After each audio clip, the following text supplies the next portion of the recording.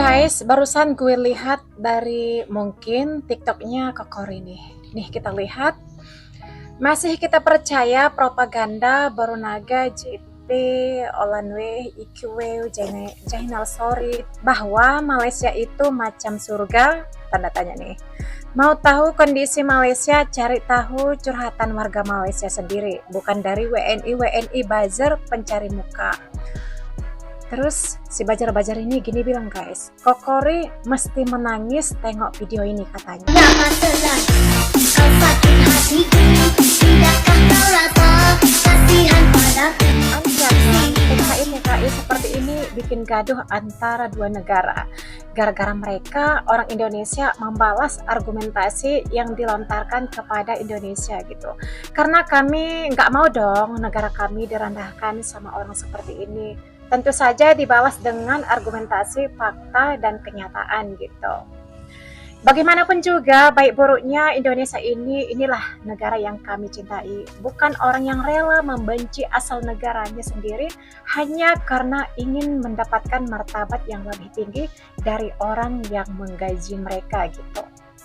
Gue sih guys setuju ya apa yang dibilang Kokori perihal mau tahu kondisi Malaysia, cari tahu curhatan warga Malaysia sendiri gitu. Bukan dari WNI buzzer pencari muka gitu. Oke, kita lihat nih ya dari channel YouTube-nya siapa nih namanya. Ini kita lihat guys, sama-sama kita lihat. Betul. Ekonomi Malaysia krisis beras, krisis pangan. Enggak, di sini baik-baik saja sahabatku semua. Jadi kalau kalau Anda memberitakan di Malaysia dalam keadaan krisis beras, krisis pangan, itu salah besar. Nanti kita akan pergi ke pasar raya ya kan? Betul. Di sini rebutan beras juga ada, krisis beras nggak ada loh, beras premium juga ada, beras mati juga ada. Jadi di sini tuh, berasnya aneka variasi sahabatku semua. Dan harga beras di sini pun juga tidak begitu mahal sahabatku semua. Jadi semua itu tergantung kualitas ya atau grade-nya. Lihat. Di sini netizen Indo suka buat konten hoax. Katakan Malaysia krisis beras. Itulah pentingnya pendidikan biar jangan dibohongi. Oke.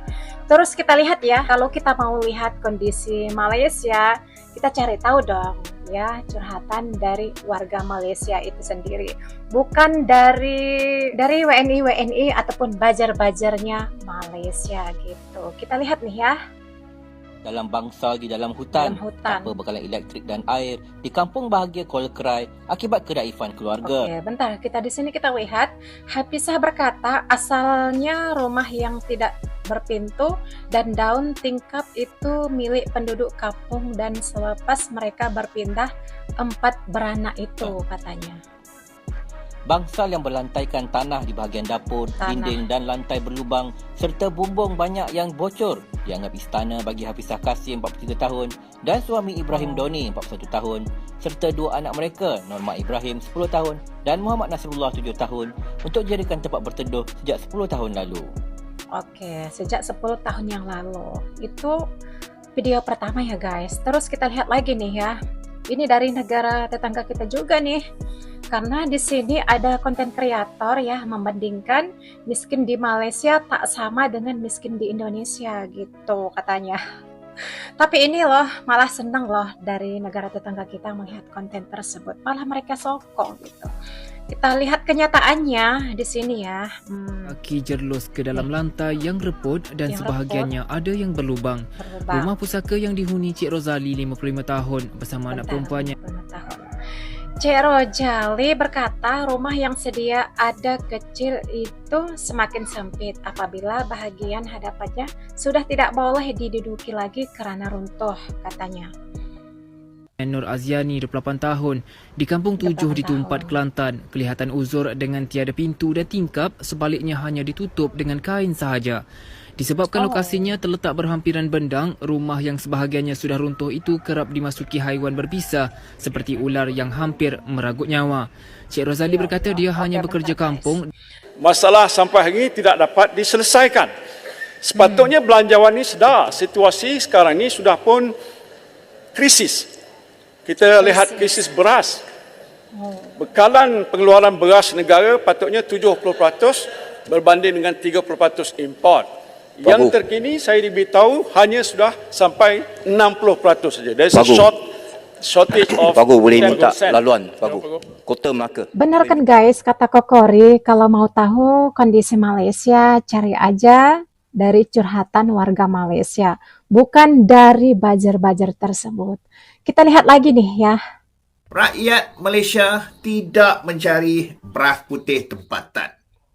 Kenapa? Kenapa? Kerana beras import murah. Sebenarnya Betul ke? isu beras putih tempatan itu, rakyat sebenarnya bukan mencari beras putih tempatan, dia nak beras murah. Okey. Oh, Terutama beras sekali murah. B40 dan M40. Isu ini timbul apabila beras import naik melambung. Sebelum itu, beras putih tempatan RM2.60, RM26 untuk 10 kilo. Ya. Maka rakyat mencari beras murah. Murah dah tak ada. Itu yang Dia jadi kata tak ada. rebutan itu. Okey. Kerana beras rebutan. import naik begitu tinggi. Apapun kita tahu, ya, rakyat masih lagi duk komplain ke mana beras RM26 10 kilo. Dan ini langkah kerajaan yang sudah. Oke, terus lagi kita lihat nih. 2 Mac 2025, berita melaporkan beras putih tempatan sukar didapati di pasaran, khususnya di pasaraya-pasaraya. Adakah kerajaan hari ini sedar bahawa rakyat ni kat bawah ni sedang sengsara dan tertekan?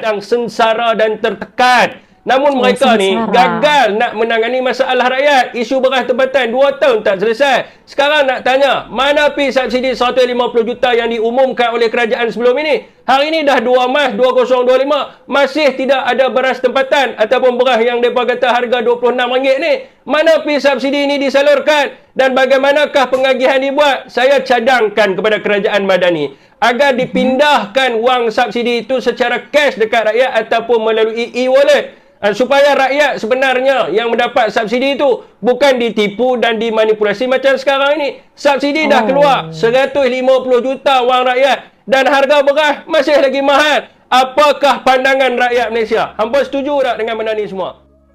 Oke, tuh dah kita lihat bersama kan apa yang disampaikan oleh warga tempatan. Dan anehnya warga tempatan bisa juga ya terpengaruh sama propaganda tersebut. Ya, namanya juga propaganda ya enggak. Hanya bangsa Cina lah yang enggak terpengaruh sama propaganda tersebut. Kan mereka memiliki IQ yang lebih bagus gitu. Kalau warga tempatan mah sama aja kayak orang Indonesia 11-12 gitu. Bahkan mereka lebih parah. Bener gak? Kita lihat lagi nih videonya. KL ni nampak mewah gila, tapi realitinya ramai yang hidup kais pagi makan pagi. Kat tengah-tengah bandar besar macam ni, kenapa masih ramai struggle nak survive? Okay, let's talk facts. Kadar pengangguran di Malaysia sekarang 3.2%. Bunyi macam rendah kan? Tapi still ada 546,700 orang menganggur. Dan mostly yang terkesan anak muda dan B40. Gaji purata B40 RM3,440 sebulan. KL pula kos sara hidup dekat RM5,000 sebulan. Belum kira rumah sewa, transport, makanan. Kalau gaji tak cukup, apa pilihan? Makan Maggi tiap-tiap hari. Cari kerja part time selepas kerja full time. Memang letih bro. Sekarang ni 41% keluarga di flat kos rendah KL masih hidup di bawah paras kemiskinan. Ada yang satu rumah kena share sampai 2 ke 3 keluarga. Isu ni bukan pasal malas kerja, tapi gaji tak cukup, peluang tak banyak, harga barang makin meningkat. So, apa kerajaan boleh buat? Nombor 1, up gaji minimum. Sekarang RM1,700. Tak cukup. Cost of living KL tinggi gila. Gaji RM2,000 pun masih struggle. Kena ada skim gaji yang ikut kawasan. Bukan satu standard je. Yang kedua, cipta lebih banyak kerja high income. Jangan asyik promote kerja 3D. Dirty, dangerous, difficult je. Belia kena ada peluang masuk sektor digital. Teknologi, startup. Support untuk freelancer, content creator pun penting sebab dunia kerja dah berubah. Yang ketiga, rumah mampu milik yang betul-betul mampu. Rumah harga RM300,000 ke atas tu bukan mampu milik. Itu mampu tengok je. Kena ada polisi sewa milik rent to own yang bagi peluang golongan muda beli rumah tanpa deposit tinggi. Yang keempat, subsidi target yang betul-betul sampai. Harga barang naik tapi subsidi kadang-kadang orang kaya pun dapat. Gunakan data AI untuk pastikan bantuan sampai kepada yang betul-betul layak. So guys, korang rasa kerajaan buat cukup ke untuk naikkan taraf hidup rakyat? Atau still jauh lagi? Drop komen, aku nak tengok pendapat korang. Oke, tadi kata abang ini ya, yang ada subsidi, yang orang kaya pun dapat katanya. Tuh kan, bener guys. Kalau mau tahu kondisi Malaysia, cari aja tuh curhatan warga Malaysia itu sendiri. Bukan dari bajar-bajar Malaysia yang ingin mengangkat derajat mereka itu sendiri dengan cara propaganda gitu. Tapi gimana dengan Indonesia guys? Kita lihat nih ya, gimana dengan kondisi Indonesia gitu. Silahkan lihat data ini. Data ini menunjukkan bahwa Indonesia adalah negara kaya dengan penduduk miskin. Negara kaya. Kenapa bisa disebut negara kaya? Karena Indonesia memiliki semua sumber daya alam yang ada di dunia ini. Emas ada, tembaga ada, nikel ada, batu bara ada, aspal ada, hutan ada, lautan ada, tanah ada, udara ada, semua, hampir semua sumber daya alam yang ada di dunia ada di Indonesia.